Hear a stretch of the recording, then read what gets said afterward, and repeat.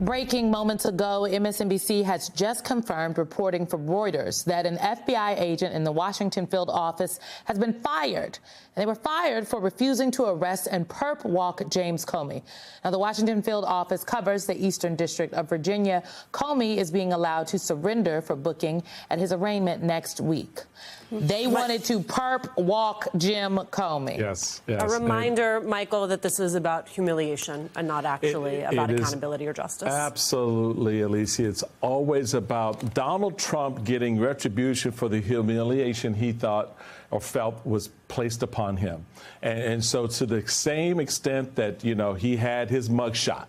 Well, he took his mugshot and turned it into a multi-million-dollar T-shirt. Well, he also tried to steal an election. That's why he got a mugshot in Georgia in the first place. Yes, but in his mind, that part didn't happen. What did happen was the mugshot. And so anytime he can find a corollary, and this was one, he wants to level that up as best he can and have his minions do the same.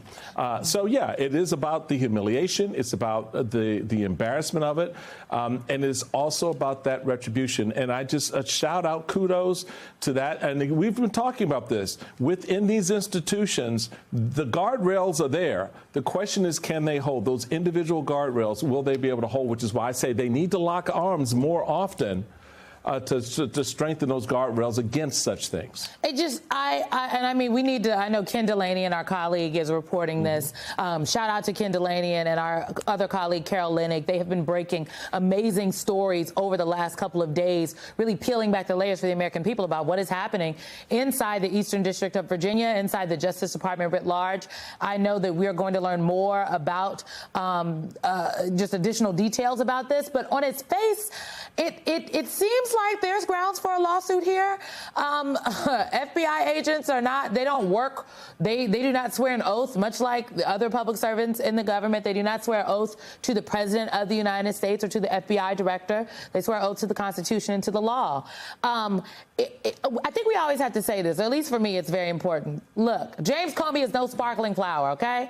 He is not, there are many people in this country that feel as though the actions that then FBI Director James Comey took led directly to Donald Trump being elected the president the first time.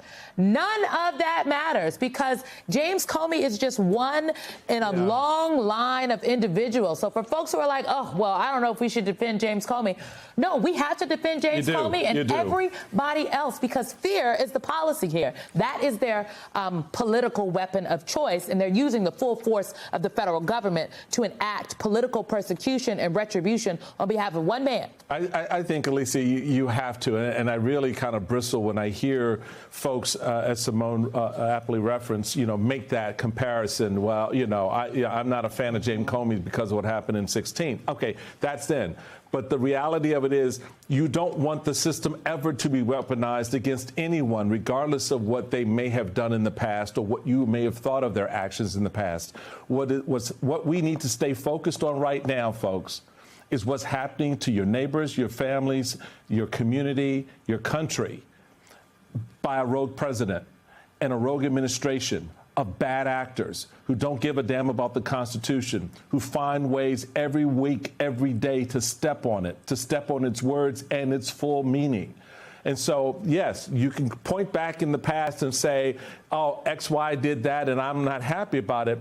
But look at what's happening today. So James Comey is no different than any other citizen. He's a private citizen who's being hauled in front of a judicial process for what? For what?